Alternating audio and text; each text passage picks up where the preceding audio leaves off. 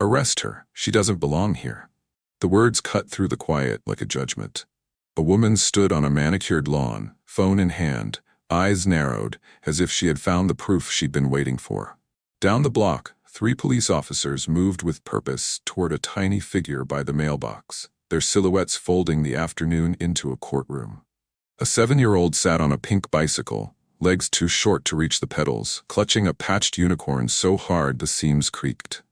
One shoe flashed blue, the other red, and a small rock glittered in her palm, a treasure she had found minutes earlier and wanted only to show someone who cared. Tears had smeared dust across her cheeks. She tried to wipe them away and only made the streaks darker. Neighbors had gathered at windows and doorways, drawn by the rising voices. Someone muted a lawnmower and leaned over a fence. A teenager slowed on a skateboard and pretended he wasn't paying attention. The officers formed a cautious ring. Notebooks were opened, radios clicked. They asked questions in low, official tones that made the little girl smaller with every syllable. She answered the best she could. A mixed-up house number, the wrong street name when the panic hit, breathless explanations about shiny rocks, and how her daddy taught her that every stone had a story. For a moment, one officer's face softened, the way people's faces do when they see a scared child. Then the woman who had called them raised her phone, aimed it like evidence, and spoke louder, precise, insistent, turning missteps into proof. The child's voice trembled. "I want my mommy," she whispered, small enough that only those closest could hear. The plea floated over the yard and settled into the crowd like a secret too heavy to ignore. There was something in the way the woman narrated the scene, clipped sentences, a steady finger pointing at a child, that made her words land like fact. She described a child casing mailboxes, not a child kneeling in mulch, magnifying glass in hand, marveling at tiny crystals. She spoke of wrong addresses and suspicious behavior, and the officers began to treat the afternoon as an incident instead of a misunderstanding. The little bicycle lay tipped on its side.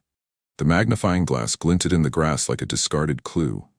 The toy unicorn pressed close to the child's chest seemed to ask silently why grown people could be so cruel.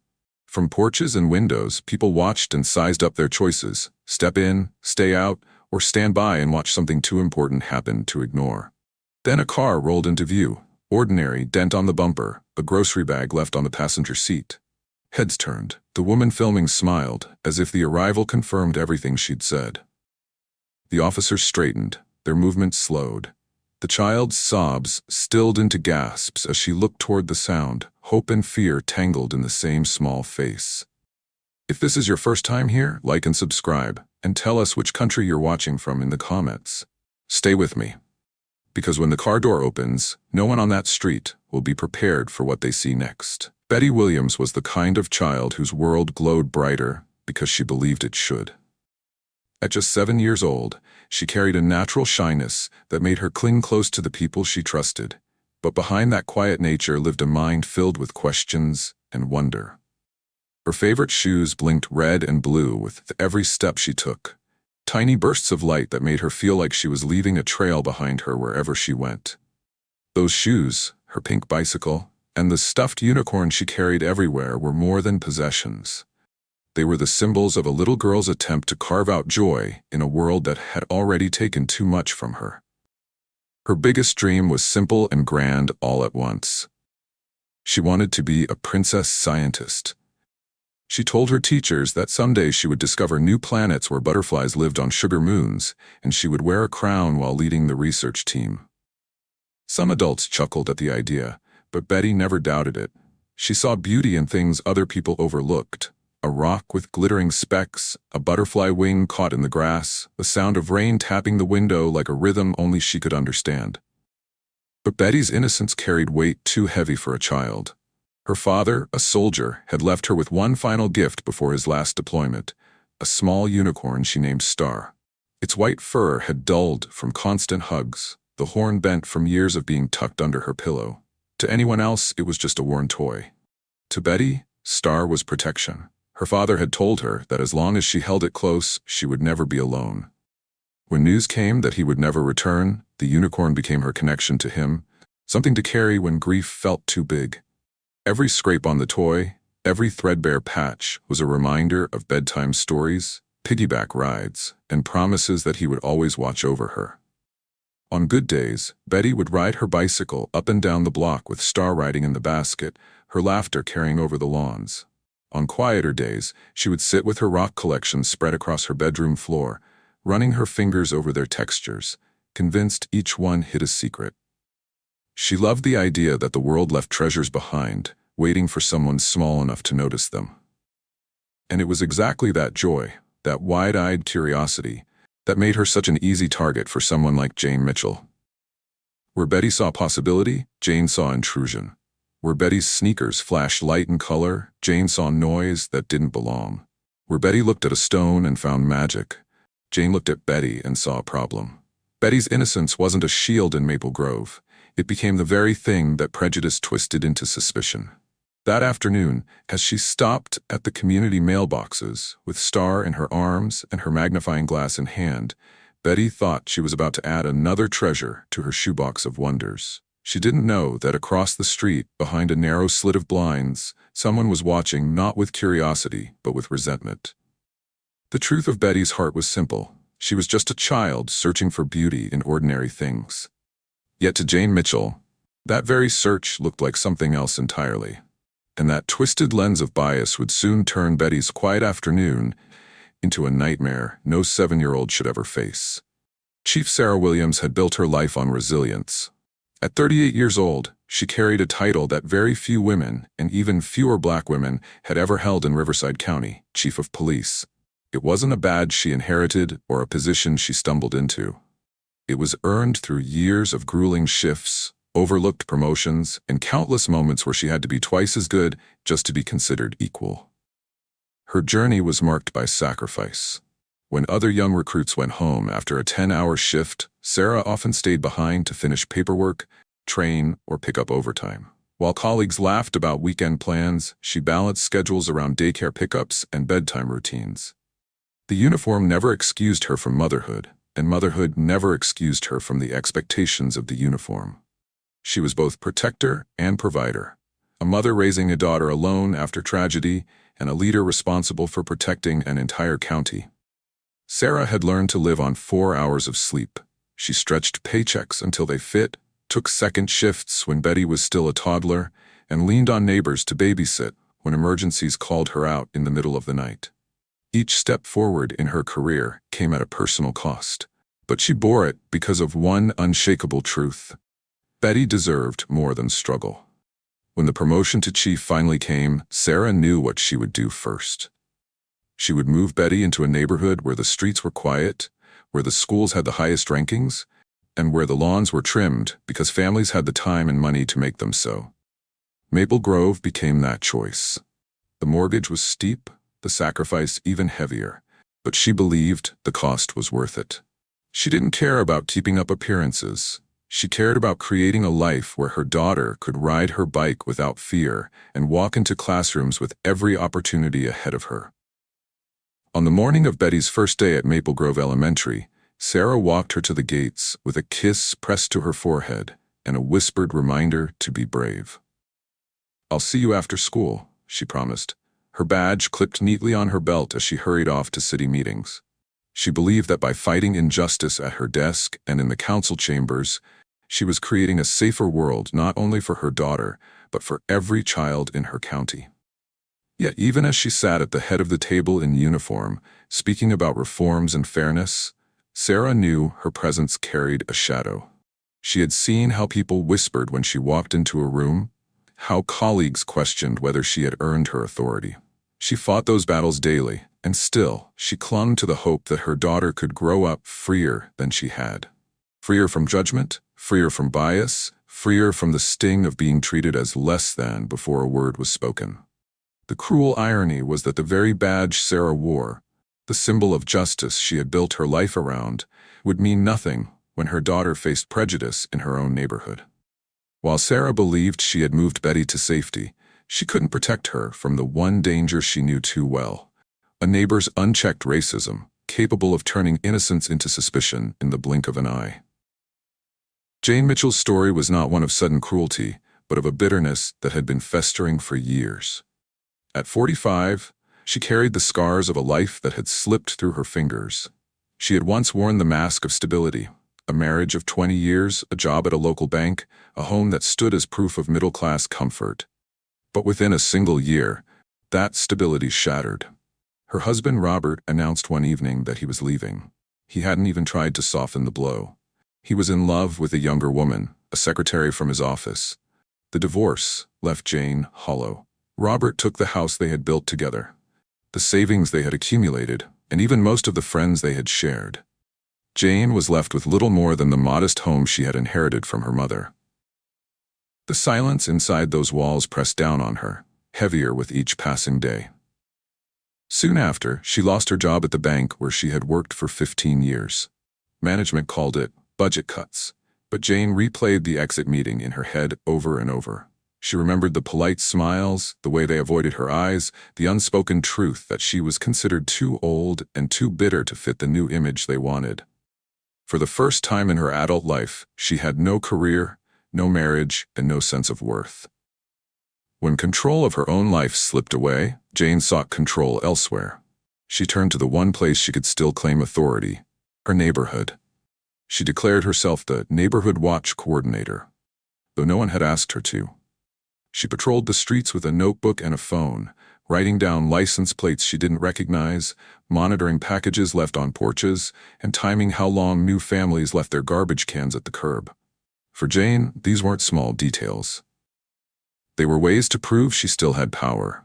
But beneath that obsession lay something darker.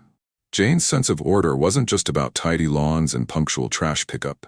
It was about people.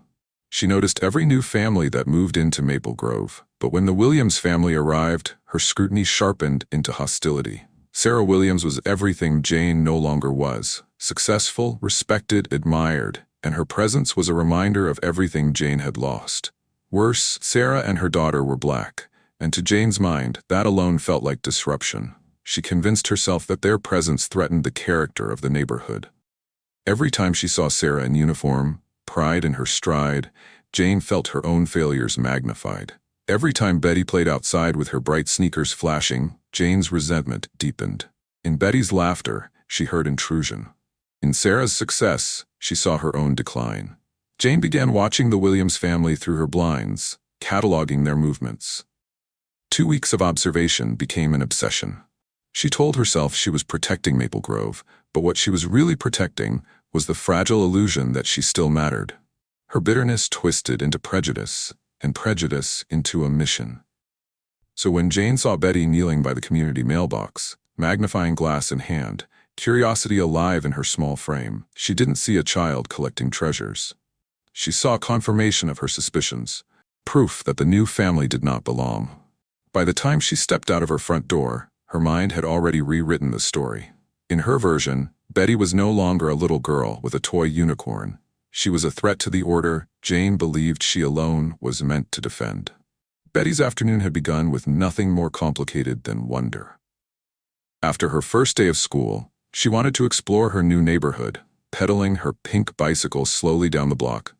In her backpack sat a small magnifying glass her teacher had given her, a tool to help her see the world's hidden details. She took that gift to heart. At the row of community mailboxes, something in the mulch caught her eye. She hopped off her bike and crouched low. Half buried beneath the soil was a stone unlike any she had seen before. Smooth and speckled, it sparkled when the sunlight touched it. Betty's face lit up with the kind of excitement only children carry so effortlessly. She pulled out the magnifying glass, held the rock close, and gasped. Tiny crystals shimmered inside, like stars trapped beneath its surface. "This one's special," she whispered to Star, her stuffed unicorn tucked safely under her arm. In that moment, she felt her father's presence, remembering how he used to tell her, "Every rock has a story if you're patient enough to look." But across the street, a pair of narrowed eyes watched from behind blinds. Jane Mitchell had been waiting, searching for a reason to act, and now she thought she had it. She saw Betty kneeling near the mailbox, magnifying glass in hand, and twisted the scene into something it was not. In her mind, the child wasn't admiring a rock. She was tampering, casing the mailboxes, testing what didn't belong to her. The blinds snapped shut. Seconds later, the front door slammed open. Jane stormed across the street, heels digging into the pavement with each angry step. "What do you think you're doing?" Her voice cracked through the stillness. Startled, Betty dropped the magnifying glass into the grass. She looked up, her eyes wide, her small hands still clutching the stone. "I found a treasure," she said brightly, her voice trembling but hopeful. She held up the rock. "My daddy taught me how to look for special ones. He said they all tell stories." Jane's lip curled. With a swift motion, she snatched the stone right out of Betty's hand. "This isn't your property," she snapped. "You don't belong here. Where are your parents?" Betty froze, blinking back tears. She pointed down the street, panic rushing her words. I live at 412.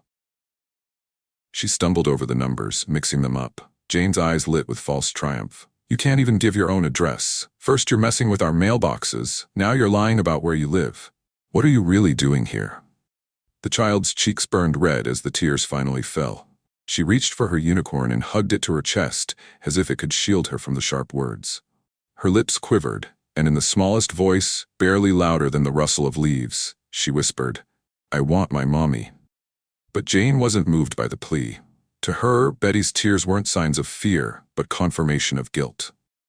And standing over her, clutching the stolen rock like evidence, Jane was already preparing her next move, one that would pull this innocent afternoon into the grip of something much darker.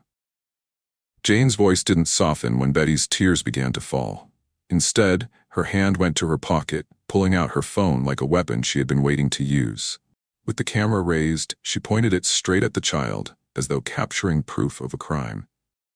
"I'm documenting this," Jane announced loudly, making sure the neighbors within earshot could hear her authority. "This child is acting suspicious." Betty, still clutching her unicorn, shook her head quickly. "No, I was just—" "Quiet," Jane snapped, her tone slicing through Betty's small protest. "You don't belong here, and I'm not letting you get away with it." The phone's red recording light blinked, catching Betty's sobs, her frightened eyes, her desperate attempts to pick up the broken pieces of her magnifying glass from the ground. Every movement, innocent, clumsy, desperate, became, in Jane's narration, evidence of guilt. "Look at this," Jane said loudly to no one in particular, as if the entire street were her audience. "She's destroying property now, breaking glass, making a mess." Betty's cries grew louder. "It was an accident. I didn't mean—" Jane ignored her. She ended the recording, flipped to the dial pad, and pressed 3 numbers with certainty. 9-11. 911. "What's your emergency?" Jane's voice changed instantly. The sharpness vanished, replaced with feigned worry, the kind people use when they want to sound helpful and concerned. "Yes, hello," she began, her tone almost trembling. "There's a suspicious black child wandering our neighborhood. She's been tampering with our community mailboxes using some kind of device, and now she's breaking things. I think she may be abandoned or coached by someone." The dispatcher's tone was professional. "Ma'am, can you describe the child?" "She's about 7, Jane said, as though age mattered less than race. African American, wearing flashy sneakers, carrying, I don't know, some sort of tool. She claims she lives here, but she can't even give a proper address. She's acting erratically. I don't feel safe." Across the street, Betty pressed her unicorn against her face, tears soaking its fabric.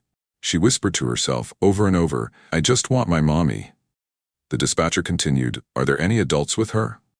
"No," Jane replied quickly, injecting more false concern. "That's why I'm worried. This doesn't feel right. Please, send officers immediately. This is a good neighborhood. We've never had problems like this before, and I don't want to see anything escalate." "Units are on their way," the dispatcher confirmed. Jane ended the call and slipped the phone back into her pocket with a satisfied smile. For her, the performance was complete. She had turned a child's afternoon of exploration into an incident requiring law enforcement. The neighborhood, however, felt the change in the air. Mrs. Chen, watering her garden, set down her hose and frowned. Mr. Rodriguez shifted uncomfortably on his porch. A group of teenagers whispered among themselves, glancing nervously down the street. Then the sound came. Faint at first, then louder. The distant wail of sirens carried on the breeze, moving closer. Red and blue lights began to reflect against windows. Tires crunched over pavement as patrol cars entered Maple Grove. Betty looked up, trembling, the plea caught in her throat. What had begun as an innocent discovery at the mailbox was about to become something far more terrifying, with flashing lights and uniforms descending on a little girl who had done nothing wrong. The sirens grew louder until they filled the air, drowning out every ordinary sound of the neighborhood. Within moments, 2 patrol cars turned onto Maple Street, lights flashing against the neat rows of houses. Tires squealed as they stopped near the community mailbox. Doors slammed open, and uniformed officers stepped out with the weight of authority in their stride. For a brief second, Betty thought help had arrived. She wiped her face with the back of her hand, hugging Star tighter to her chest. But instead of comfort, what came toward her was suspicion.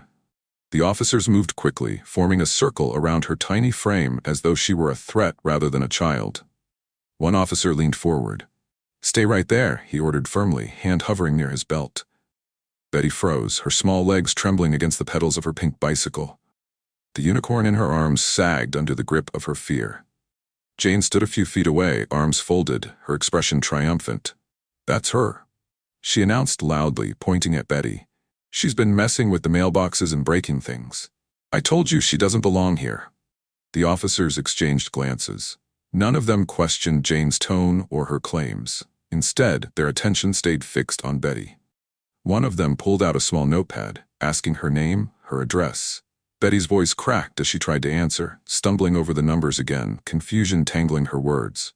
To the officers, it sounded evasive. To Jane, it sounded like confirmation. Neighbors began to gather at their porches and windows.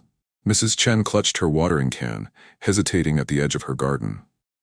Mr. Rodriguez shifted uneasily, stepping halfway down his driveway before stopping, unsure if his voice would even matter. Teenagers with phones hovered on skateboards and bikes, recording clips without daring to intervene. The scene carried its own weight, a single black child hemmed in by flashing lights, surrounded by adults who either doubted her or stayed silent. Betty's tears streamed down her cheeks as she looked from one stern face to another, searching desperately for kindness. None came. Her small voice quivered, so soft that at first it was nearly swallowed by the noise of the radios crackling from the patrol cars. "Please, I just want to go home." The words stilled the air. For a fraction of a second, even the officers seemed to falter. But Jane's voice filled the space again, sharp and commanding. "You see? She knows she doesn't belong here. If she did, she'd be home already." Betty's hands tightened around Star until her knuckles whitened. The unicorn's faded horn pressed against her chin as if it alone could protect her. She kept whispering to herself, "I want my mommy. Please, I just want my mommy." But the flashing lights kept pulsing. The officers kept circling, and the neighbors kept watching, witnesses to an injustice unfolding in plain sight, none willing to step forward to stop it. The silence of that street became as loud as the sirens themselves, leaving a 7-year-old girl to carry the weight of their prejudice alone. Betty's small voice tried to cut through the noise, her words broken between sobs. "I live here. I live on this street. My mommy's coming for me." She held Star tighter, as if the faded unicorn could somehow give her the courage to keep speaking. But every attempt she made to explain only seemed to harden the officers' expressions. One of them crouched slightly, though his voice carried no softness. "Where exactly do you live? Which house?" Betty hesitated, her breath catching in her chest.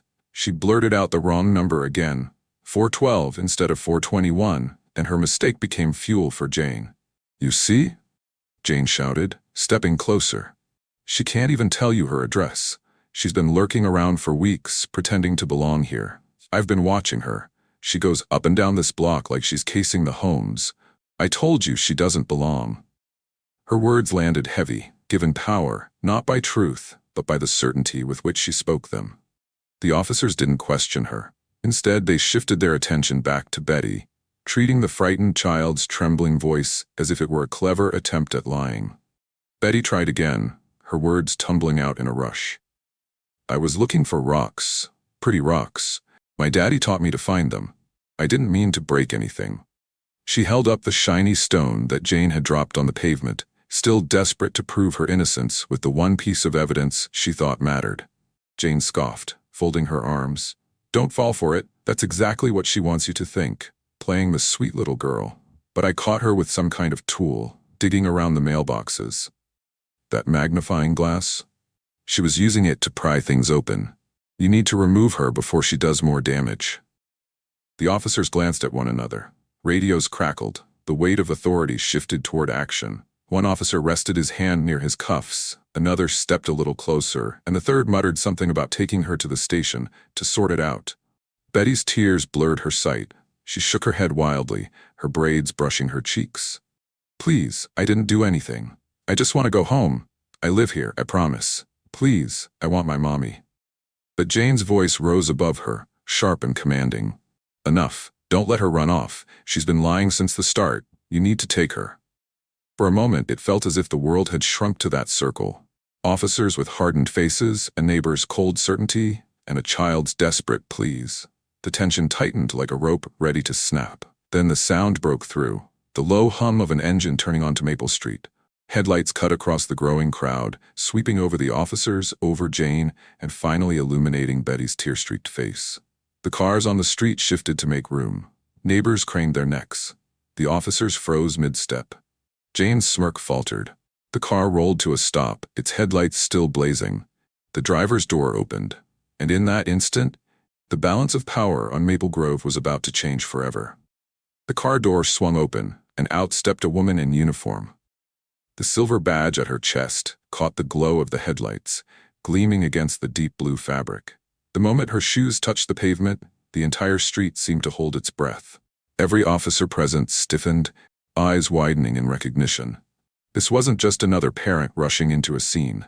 This was Chief Sarah Williams, their boss, the highest-ranking officer in the county. Her gaze swept over the gathering like a searchlight. She didn't need to raise her voice to command attention. Authority carried in her presence alone. The neighbors who had lingered on porches leaned forward, whispering. The officers who only moments before were closing in on Betty now stood rooted in place, uncertain of their next move. Betty's head snapped up at the sound of her mother's voice. "Mama," she cried, her small legs moving faster than fear could stop them. She dropped her bike where it leaned against the curb and ran straight into Sarah's arms. Sarah crouched low, wrapping her daughter into a hold so strong it seemed to shield her from the entire street. For Betty, the nightmare paused. For Jane, the performance began to collapse. Sarah rose slowly, her daughter still clinging to her hip. She turned her eyes toward the officers. "Would one of you like to explain to me," she said evenly, "why my child is surrounded by squad cars in her own neighborhood?" No one answered. Radios clicked nervously at their belts, but mouths stayed shut. The officer who had pulled out his notepad lowered it slightly, avoiding her gaze. Another shifted uncomfortably, his hands slipping away from the cuffs on his belt. Jane stepped forward, seizing the silence. "Chief Williams," she said quickly, her voice sweetened with false relief. "Thank goodness you're here. I caught this little girl, your little girl, messing with the mailboxes, breaking glass, lying about where she lives. I thought she might be abandoned, so I called for help." Sarah's expression didn't flicker. She studied Jane with a calm so precise it felt colder than any raised voice. "You mean to tell me," she asked, her words deliberate, "that you called armed officers on a 7-year-old child because she was playing near the mailbox?" Jane flushed but pushed on. She couldn't even give the right address. "That's suspicious, don't you think?" Sarah shifted Betty gently to her other side and spoke with steady authority. "Children mix up numbers when they're scared. That doesn't make them criminals. What it does make," she added, her eyes narrowing slightly, "is vulnerable. And what I see here tonight is a child who has been frightened half to death because an adult decided her skin color made her suspicious." A murmur ran through the neighbors. Mrs. Chen clasped her hands together. Mr. Rodriguez nodded slowly, his jaw tight. Even the teenagers recording exchanged uneasy glances. The truth Sarah had spoken was impossible to deny. It hung heavy in the air, undeniable. Betty buried her face into her mother's shoulder, tears soaking into the fabric of the uniform. Sarah stroked her daughter's hair, whispering something soft only she could hear.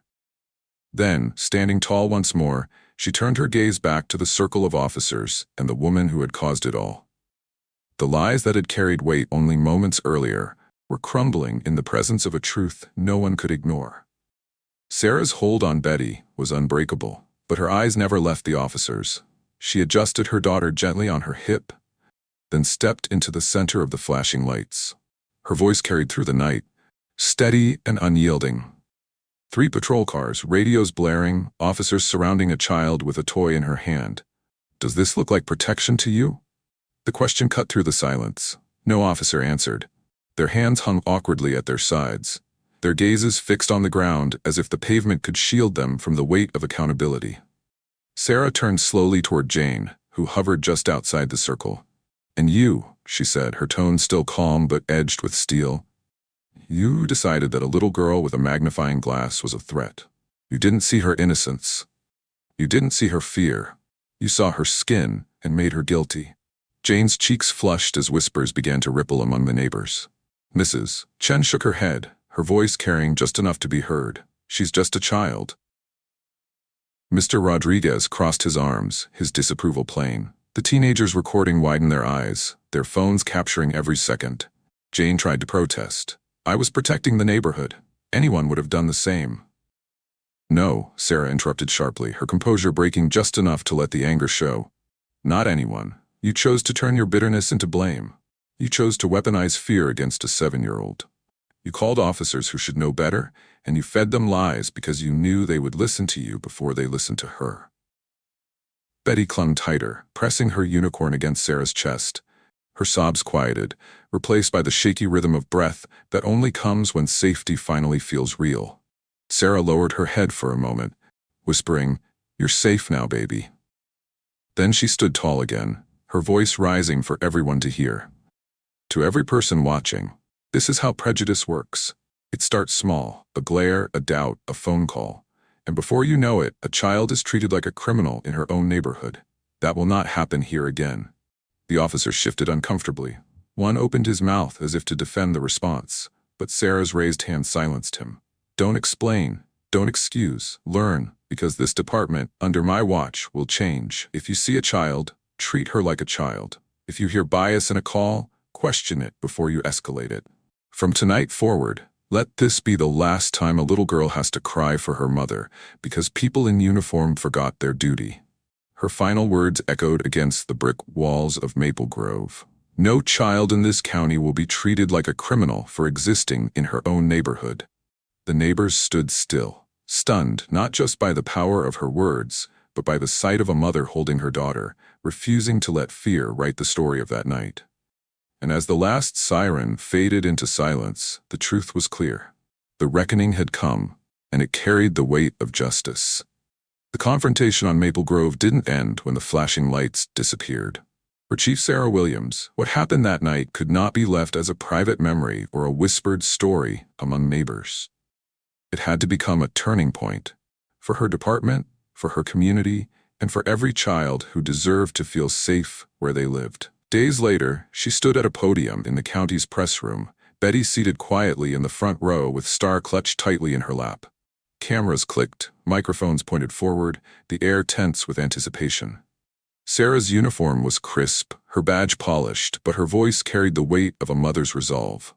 "What happened to my daughter was not an isolated mistake," she began. "It was the product of a system that too often allows prejudice to masquerade as suspicion. That ends here. Starting today, we are launching the New Standard Initiative." The announcement sent murmurs through the room, but Sarah pressed forward.